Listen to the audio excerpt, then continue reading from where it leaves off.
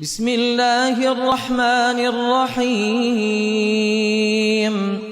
ألم تر إلى الذين بدلوا نعمة الله كفرا وأحلوا قومهم دار البوار جهنم يصلونها وبئس القرار وجعلوا لله أندادا ليضلوا عن سبيله قل تمتعوا فإن مصيركم إلى النار قل لعبادي الذين آمنوا يقيموا الصلاة وينفقوا مما رزقناهم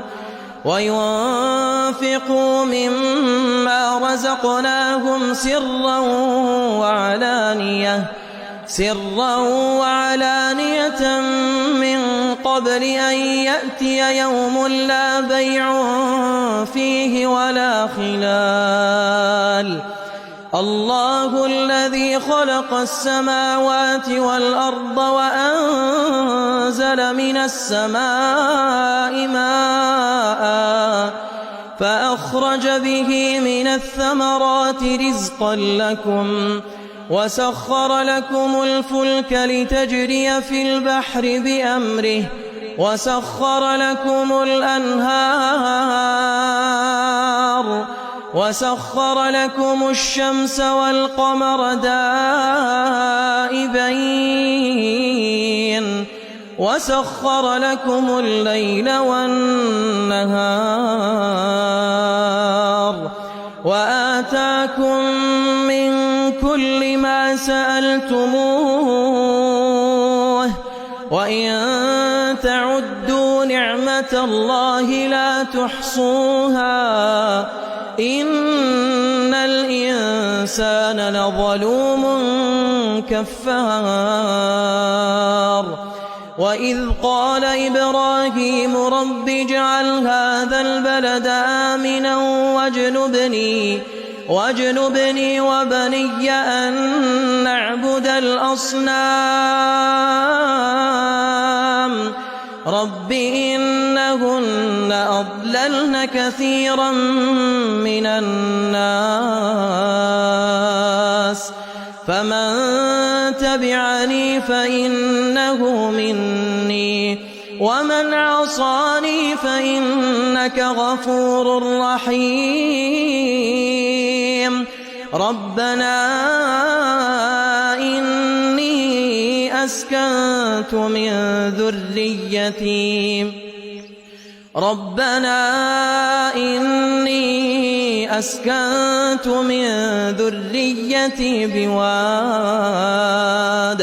بواد غير ذي زرع عند بيتك المحرم ربنا ليقيموا الصلاة فاجعل أفئدة من الناس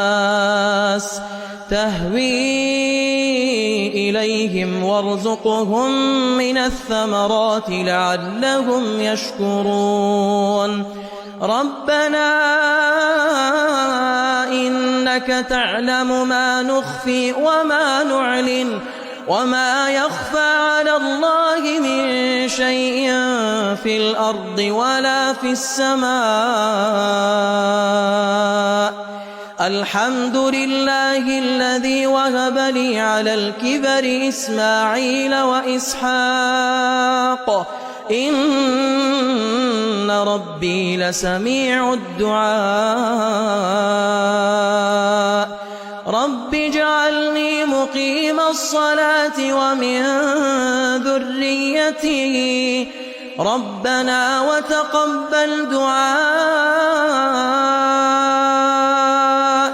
ربنا اغفر لي ولوالدي وللمؤمنين يوم يقوم الحساب ولا تحسبن الله غافلا عما يعمل الظالمون إنما يؤخرهم ليوم تشخص فيه الأبصار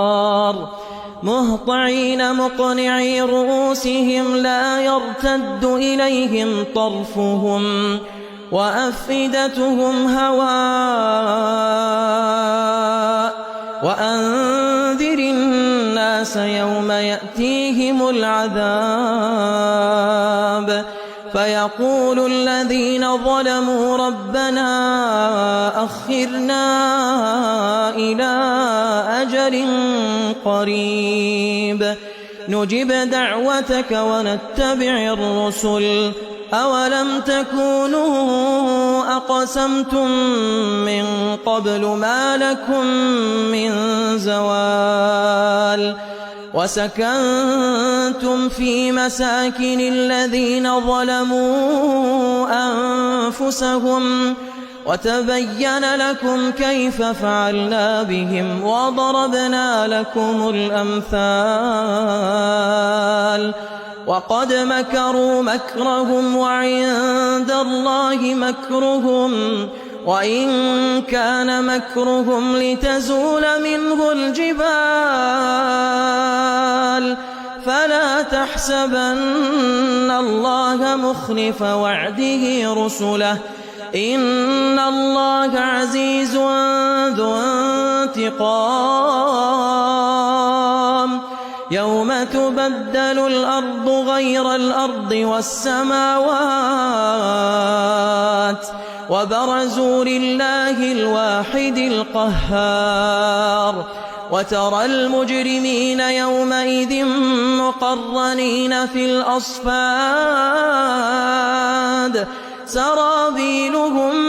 من قطران وتغشى وجوههم النار ليجزي الله كل نفس ما كسبت إن الله سريع الحساب